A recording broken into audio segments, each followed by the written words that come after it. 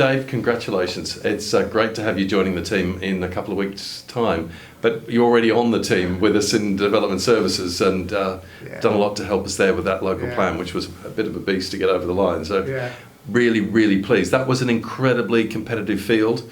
You won this one hands down, and we are absolutely delighted to have you joining us. I'm really excited by it. Really, really excited. You can tell by the smile on my face. Well, you said it yourself, though. You said this is the right job for you, wasn't it? Yeah, I mean, it's funny how things happen sometimes, isn't it? But, you know, as you know from my interview, I've got quite a long history of working on sustainable development type issues in local governments, going right back to the 90s, so I don't know. Yeah.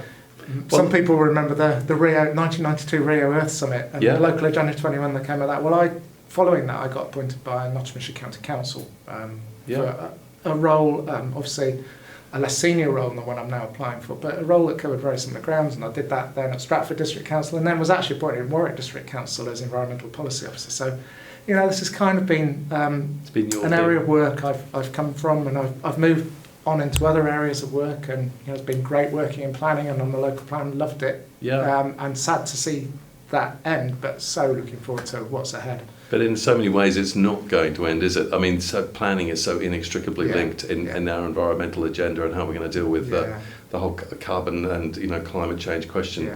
And it's interesting because I know your team have been working on our planning policies around the sustainable development and bringing that forward for and other revisions I know in our local plan. So it's very timely. Yeah, that's right. I mean, planning and sustainable development are, if they're done well, they're one and the same thing. And you know, we always grapple with some big challenging issues with planning, and a lot of those issues are going to carry forward into a new job. But actually, it's going to be quite different in many ways as well. You know, there's going to be a different set of people I need to work with, a broader range of issues to sort of work, get my head round, and actually also probably more work with partners and businesses and other organisations, which I'm really looking forward to as well, and I think the variety of that will be really interesting. In many ways, that's why the executive were keen to have this role at a senior level. You know, this is a top level appointment for us, and as you know, and that means you've got an opportunity to work right across the authority. It's a cross-cutting role. It's not running a portfolio, so a heads of service role. So it's very exciting. It's an unusual role in that sense, and it will be challenging us right across. You will be working to challenge, I know, right across the authority, because we've got less than 5 years now to get to carbon neutrality as an authority. I know there's only 3,000 tonnes a year of carbon, so we're told, but that leadership's going to be really important if we're going to have a chance of affecting the wider district, isn't it? Absolutely, and I think that's one of the aspects of the role that's really attractive to me, is that it is pitched at a level that hopefully allows me to be influential in all kinds of different angles, because we can't do this by just working in development services or just working in health and community protection or just working in housing. I mean, just to take three examples, all those three services have really important role to play in this. But we need to tie all of that together, don't we? We need to find a way of not thinking about actually individual services. And I know this was something you asked me specific questions about in the interview. It's about actually how we think across all of those services. And I think that will be a challenge. It will be difficult because we're not kind of structured like that. No, we're not. But actually, we're completely capable of doing it, as we've shown from the response to COVID-19. Indeed. You know, we have done some amazing work across the council. Just an incredible response. We can, we've shown we can do it, and we've done it in other issues in the past. So that's so true. And when we think, I mean, our own housing stock, and we know housing is one of the largest contributors of CO2, and where we can move quite quickly ourselves, and that climate emergency action plan that's being prepared. I mean, it's those things are big projects, and what I'm keen that members in in particular, and also the wider community, understand is this is good for business. This is good for, one, saving our costs, and secondly, for actually generating income, and it is the new economy in the same way as the internet was, when we were probably boys and we had our first fax machines or something. This is the next revolution, and if we don't get cracking with it, we're going to be kicking ourselves. Yeah, and I'm really pleased you said that, because it's easy to think of climate change being this big global issue that is way beyond what Warwick District Council can influence. And in some ways, it is that. Well, it is really important to global poverty, global extinctions. Yeah. The future of our race. They are really big issues, and that's why it's one of the most important issues we've got to tackle. Yeah. But it's also a local issue, Yeah. and I think that point about the local economy, Definitely. and a really important thing as well. I think it's about engendering that sort of sense of pride in the district as well. Our community and our staff ought to be really proud that we're a council that are really committed to these issues and really committed to making a difference to our local environment and the global environment at the same time. Yeah, as an employer, and given, if you like, the points of the touch points we've got as an organisation with the universities, with major local manufacturing businesses, with the games industry, with our creative sector, we have the capacity to influence, and it's such a rare thing that an organisation such as ours have got that many points of contact. So this agenda is one we're really going to have to be disciples for, and it's just interesting because politically we've got that right. It's one issue that has held all our political groups together all through the last year. There were unanimous vote after unanimous vote after unanimous vote. And on return, even after we've formed, as you know, this leadership coordinating group, all the political leaders, again, are reaffirming their commitment to go ahead with this. And if the legislation allows, we will be bringing forward proposals to run the referendum again for the climate emergency plan, but particularly about creating this action fund. Because that fund, although people will be wondering why are we proceeding anyway, that fund is a bit of an engine for investment in particular projects that will help advance the plan. It's not. We're going to improve and save money in across the council anyway, which is the first key area I know you'll be working on. But with that fund, we can then go out and win other grants. We can use that to match fund others. We can actually go out and invest in key projects that will unlock climate benefits for us. And that's why we're still very committed to bringing that forward. Yeah. And the political commitment to it is absolutely one of the reasons why I was keen to go for the job, because it's not going to work unless we've got a political commitment to it. No. We need the whole organisation to be pulling in the same direction on this. Yeah. My role is very much to help kind of piece all of that together and to help move it along, and to lead some of that. But actually, it has to be done with the political backing there, and it can't.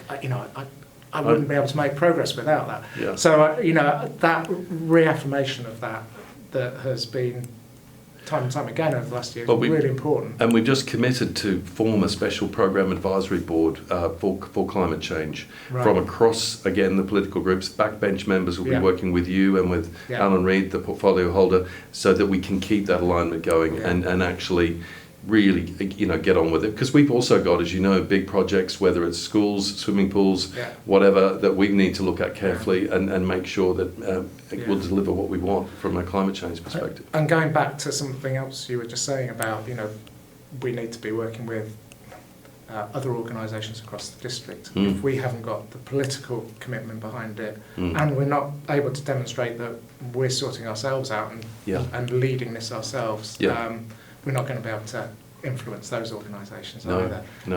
And I see that as a major challenge in the role, but a really, really interesting one to work with, as you say, people like the university or the county council or Warwickshire College or the police. There's all sorts that we can be working with and influencing. And they're starting. Everyone's moving, I think, in that direction. But where I don't think the penny's quite dropped is understanding that this is good business. I mean, as they see that by investing and moving in this direction, we can save our council taxpayers money, we can deliver them a cleaner air, cleaner environment, more trees being planted, that we can actually do something practical about the climate emergency.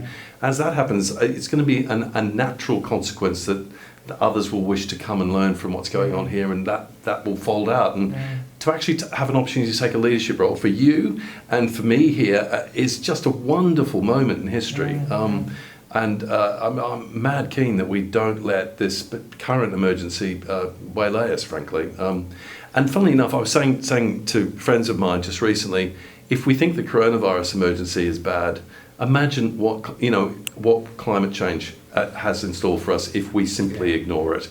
We've got to get our climate change PPE in place. We need to get all our preparations and plans for resilience as well, so that because climate change is happening now and it will continue to accelerate regardless of what you do on day one.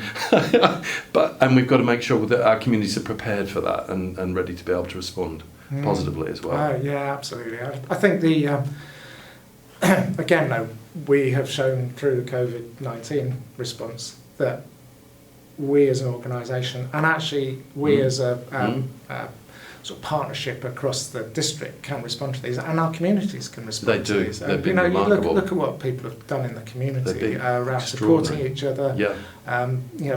Selfless work that people have done. We need that kind of mindset to take into work on the climate emergency as well. It's a very different sort of emergency, isn't it? It feels less immediate, it feels less personal in a way, but it's not, because it's kind of it's coming at us from all sorts of different directions and in lots of different ways. And I've shared the story with you, me visiting family in Australia over Christmas, which may in fact end up being the last time for a very long while, I suspect. But those fires just really struck home to me that this is not something in the distant future. It was the step change in what happened in Australia with those fires was a real wake-up call for me. We cannot be complacent about it. And there will be a moment when that will happen here. I hope it doesn't, but I suspect it will. It'll be a storm or a flood or something where we'll recognise this is on a scale that we've never experienced before. And we're going to have to be prepared for it as well. But the exciting thing is, I think my younger son, people in schools, this is on everyone's agenda. And really what they're looking for is from their local government is changed in a way. Now I know, we've still got to make sure our waste management services work and our planning services work. But funnily enough, I think there's another level of leadership that local government's being looked to deliver now, because we're very practical, aren't we? Sleeves rolled up, end of government, I like to say. Well, we are, and I think as we need to be thinking this as a whole organisation, don't we? So it is every member, every councillor and every member of staff that needs to be thinking about this and thinking about what can I do in my job that is different to the way I work at the moment, that can contribute towards what we're trying to achieve collectively. Because we all impact on the climate in some way, whether it's simply travelling to work or the lights that are on in this room now or whatever. Or we might be doing something that's more directly associated with the environment, letting a new waste contract. That's very real. How you go about doing that is something that can make a big difference. How we deliver our planning service, something that can make a big difference. Absolutely. Working with our tenants in housing and helping them think through how they can, both reduce their energy impacts, but also help with fuel poverty or whatever. That's something that we can do. Lots and lots of roles right across the council, and I know many members of staff are really thinking about these things already. It's not like we're starting from scratch, which is again a fantastic place to be.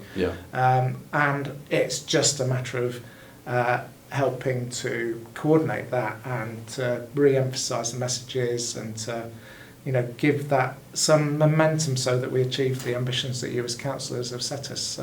Challenging ambitions, but they're achievable. We can do it. They are. And we've missed, I think, and this is why you're important, that members of the public won't necessarily understand the dynamic between a member and an officer. No. But it's such a, if you're missing one side of that equation, you're just limping along. You never really, I think, can make something change.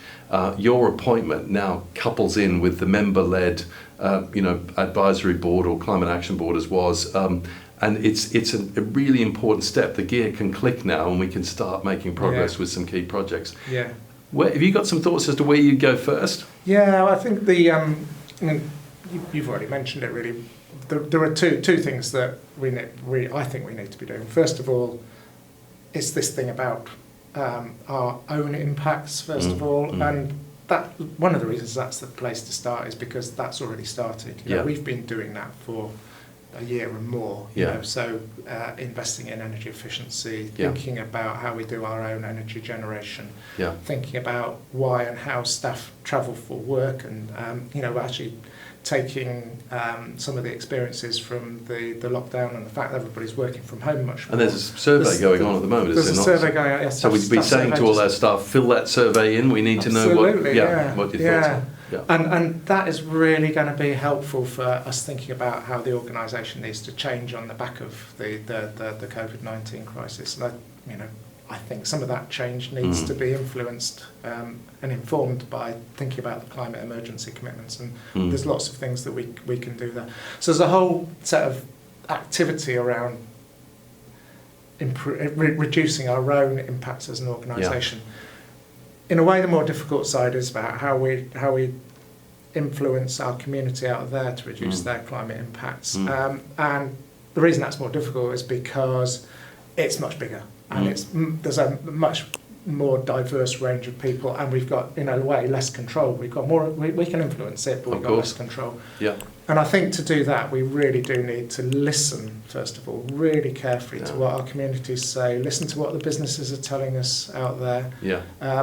Inform them, inform them about why we think this is important and what's going on with the climate emergency. But actually, listen very closely to what their concerns are, what the barriers are for them changing the way they behave and the way they go about things, so that we can put in place with our partners the sort of measures to address those things that are getting in the way of them, I don't know, using their cars less, or turning off the lights, whatever it is. We provide car parks, so I mean maybe there's elements of that need to be modified to try and support the best behaviours. But also there's a capacity we've got to share learning between different authorities. You might think, you know better than I do, the connections you're meant to, but quite often people work in their own silos and don't cross. So there's a chance to try and bridge some of that, isn't there? Yeah, and the county council are going to be really important partners. They're key partners, always are. Working very closely with them is going to be one of the things that I want to build on straight away. And I know lots of people at the council, right across the whole council. We have very good relationships with the county council and lots of things, but particularly when you start thinking about things like transport. Big player, and we've got to sort of sit down alongside them, work with them on those sorts of things. And they've declared a climate emergency as well, so we've got the right building blocks in place, and there's every reason to be optimistic about being able to work with them at all. So a transport strategy, maybe we could help forge that, create a bit more leadership offer on table there, and park and rides, electric buses. And I mean, people may not be aware, but that step that's happening at Leamington Station, yes, it's great for the Commonwealth Games, but the legacy from it gives us a new way of dealing with the transport hub, really, that could be really impactful to air quality in South Leamington and so forth. So it's leveraging that, really, isn't it? It is, yeah. So they're really key people, aren't they? Yeah, they are. And do you see benefits with the university links? I mean, WMG and, for example, the University of Warwick and their research work that they're doing, I was briefed on. I find it quite extraordinary what they've achieved there. I don't know. And of course, many of the JLR and automotive supply chain businesses and others are here resident. National Grid is one of us, headquartered here in Warwick District. Well, and that's one of the things in the Climate Emergency Action Programme is about how we can promote the district as a green place to do business and a place for green businesses to do businesses as well. And one of the reasons why we're in such a great place to do that is because of organisations like the University of Warwick, which obviously means we've got really highly educated population and people who are at the sort of cutting edge of research and development, all of those. It does present a challenge for us. So having experts, residents, we want to engage them though. We want to find a way to. So we do have all of that, and I think if we can get some momentum around, if we can get the messaging right about what kind of place we want Warwick District to be. we can be a really attractive place for those sort of cutting edge environmental businesses to come and locate here and to try and build that sort of energy around that. I think it's also really important to think about the businesses on a much smaller scale. So whether it's the shops in town and the places where we just go through do our business in everyday lives, the cafes we go to, and actually trying to create a culture where those businesses support people to make more environmentally friendly lifestyle choices. But because people want to make more environmentally friendly lifestyle choices, those sorts of businesses thrive as well. So you can see it at a grassroots level as well as this big sort of international level as well. So I think we need to be thinking about it at all those sorts of levels. I know waste management is not always the most exciting subject on the planet, but it is so pivotal here. I mean, there've been a lot of talk about how we try and bring a more coordinated waste management approach to our town centres and their businesses that maybe require less lorry journeys in and out, and that takes an authority like us working with the BID and chambers and others to town councils to make that work, I think. And it's not easy though. That's why it's kind of left. And so maybe there's some opportunities there in this new world that we're going into. I'm just very excited about the business bits as well. The unemployment prospects are quoted as being quite dire, frankly, from what we've been coming out of this. And I mean, we've got a major investment going on with the UK Battery Innovation Centre. That's an extraordinary thing happening in our own district, and we'll have, I think, knock-on supply chain benefits. But finding ways to create new jobs, I think, has got to be a really big part of our agenda for this. This is not about holding people back and turning us all into sort of feral, swampy types. This is actually cutting-edge new technologies and a new way of living. Well, we've got a brilliant population from that point of view. Very, very creative and entrepreneurial population. And you see some of the businesses that are operating in our own facilities in Leamington. Amazing. Right out of our Warwick District Council's facilities. Really amazing stuff going on. And a lot of those are cutting edge in terms of the technology that's going to them, but they're also really environmentally friendly businesses.